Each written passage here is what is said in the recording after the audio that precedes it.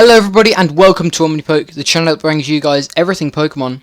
I'm Jack and today I've got another deck analysis for you guys, another Ancient Origins / X and Y on one. Today we're going to be covering the first of our Vespiquen lists. We've got a couple of different Vespiquen lists that are going to be going up over the next couple of weeks, and then probably even more after that. Just there's two or three really on the plate at the moment that we really want to share with you. Before I actually get into it, I just want to say there is no definitive Vespiquen list yet. I believe Vespiquen is probably one of the most tested cards out of the new set, simply because of how good it is naturally. And I've seen pretty much in the last half an hour about 3 or 4 different lists, just with different ways of playing the deck. This is by no means the best one, but I feel this is a really competitive one. It's really consistent at what it does, and we wanted to get a list out to you guys, and I think this is the best we've come up with so far. So let's hop straight into it. Of course, we're starting off with a 4/4 Vespiquen line. Vespiquen is our main attacker, simply for this Be-Revenge attack. Be-Revenge is so good. It's exactly the same wording as Vengeance of the Flareon from Plasma Freeze, doing 20 damage plus 10 damage for each Pokemon in your discard, which is really strong, just for a DCE as well. It means that you don't have to run any special grass type support. You can just set it up in a turn. Just a really good attack. And then her first attack, I suppose. Her first attack isn't anything to sniff at either, really, especially if you're in a bit of a pinch. Intelligence Gathering for 1 energy, letting you draw up to 6 cards into your hand. If you manage to miss the DC or something like that, you still have options, which is really nice to see. I feel Vespiquen is just such a good card. I'm not sure what else there is to improve about it, really. 90 HP means it's levelable, searchable, it's got free retreat, it works off of DCE, and it's a grass type, so you can have grass synergy with Giant Plant Forest if you really want to as well. I just really think there's not much else that this Pokemon could have that's any better than it's already got. Obviously the combi is pretty boring, but you have to run the combi for the Vespiquen. So yeah, Vespiquen is the star of the deck, and that's why we've got a 4/4 Vespiquen line in here. So to begin getting Pokemon into the discard, we have 4 Unknown. Unknown is another great card from the new set. Just the ability is so simple, just letting you discard him from the bench and draw a card, but it serves like multiple purposes. It not only increases Vespiquen's damage, it draws through your deck, means you can play a 56 card deck, meaning that you're a lot more consistent. And yeah, it's just so useful. It's such a simple ability. I know it was really useful when it first came out back in Diamond and Pearl with Unknown R. I believe it's R. Letting you do the exact same thing as Farewell Letter. So I'm definitely really glad to see this back, and the effect is really good with Vespiquen, because it just increases your damage output, but also makes your deck a lot more consistent as well, which is really good. We then have, obviously, some more Stage 1 support. We have 4 Eevee, and then 2 Flareon and 2 Jolteon. I've gone with the Energy Eeveelution Eevee, simply because we're running Fire Energy. You could go with the new 60 HP one if you wanted. If you decide to run Lightnings as well, I feel this one's better. Just because if you really have to, you can attach to search for whichever Eeveelution you need. I don't think one is far superior to the other, especially in this deck, because you don't have very much basic energy anyway. But even so, I've gone for the 50 HP one, just because I'm not sure how important the 10 HP is. Now we've lost Landorus, I think it would have been a little bit more important perhaps, because Landorus bats could then just kill it with 1 bat drop. But I don't know, maybe it is important, maybe it isn't. I've gone with this one though. And then the 2 Jolteon. Jolteon is pretty much in here to help with the Mega Rayquaza matchup. Obviously, if they have a Clear Humming Altaria out, you're in a bit of a pinch, but even so, if they manage to not be able to get their Altaria out, or maybe if you've killed it, or Lysander killed it, sorry, you can then continue to steamroll their deck with Electric Effect, just doing double damage to everything, all of their Rayquazas, which is really strong. And then also 2 Flareon. Obviously, Ancient Origins gains a lot of grass type support, and Flareon is the perfect counter for that, because it makes your Vespiquens not only benefit from the grass type support, but also deal double damage to them, which again is really good. And it means you can counter things really well, things like Mega Sceptile. You can really just counter a lot of different grass type decks, which is really strong at the moment. We've got one Swampert, again another Pokemon you don't mind in the discard because you can Archie it, but if it is in the discard still, you just get an extra 10 from Beerevenge. I've gone for Swampert. You could either play the deck with or without Swampert. I think if you play it with Swampert, you're even more consistent because your unknowns then basically become computer searches, which is absolutely insane. You just diving search for a card, put it to the top of your deck, then use unknown to draw that card. So that's a computer search. It requires a bit more setup than computer search, but you can run multiple in your deck, and they're naturally both good cards anyway.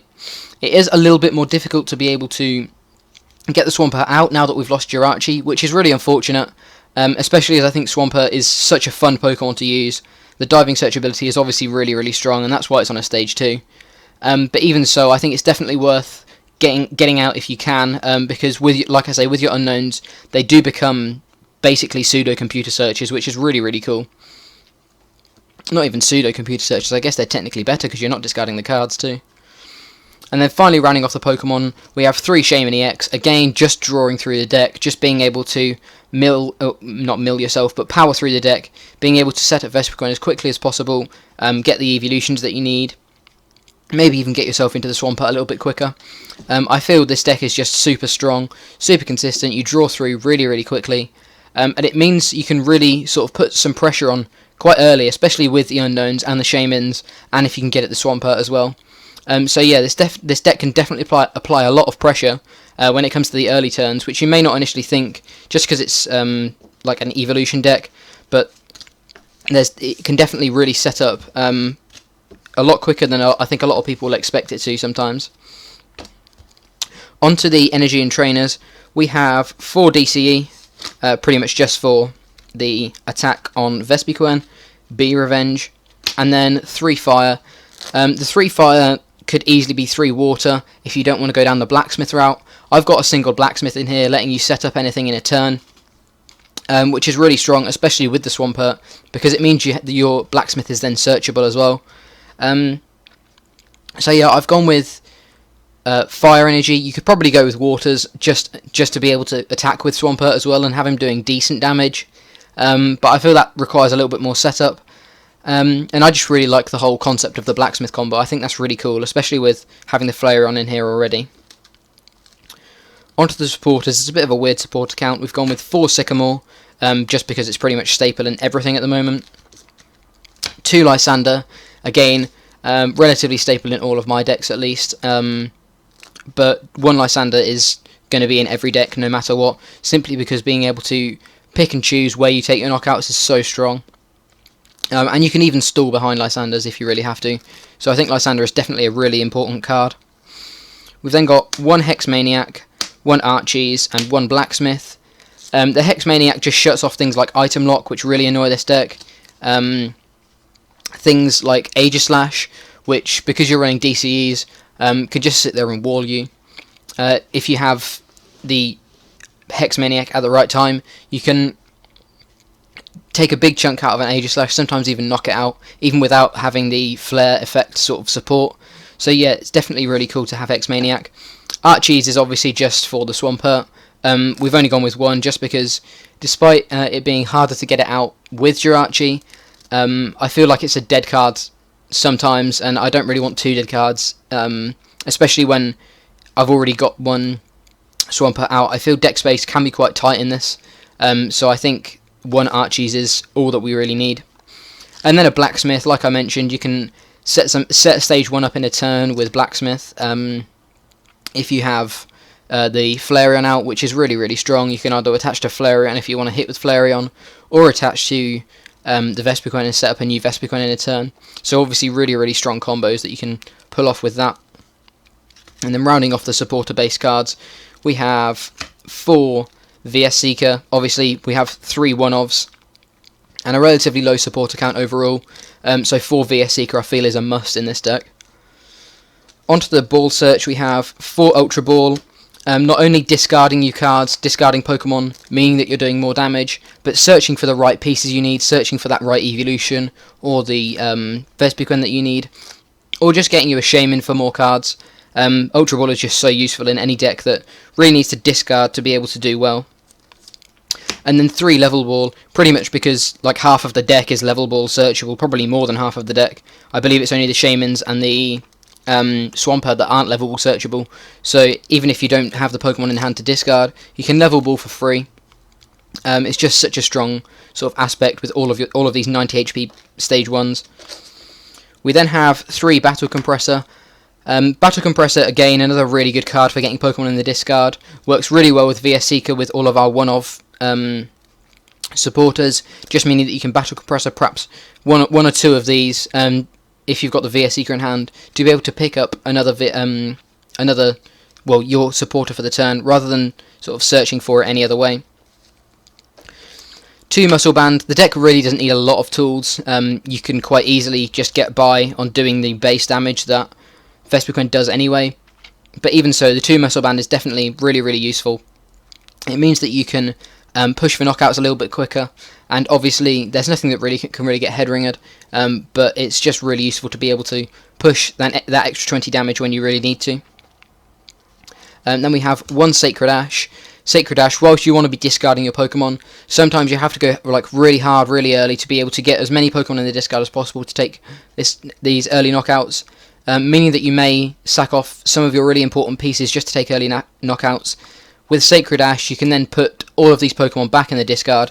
Say you had to discard maybe like 2 Vespiquens or something, just to be able to ensure yourself a knockout early on. You can then shuffle them back in, and you've still got access to Vespiquens later on in the game. We have 1 switch. Despite Vespiquen having free retreat, it's always useful to have a switch, especially as we've got Swampert in the deck.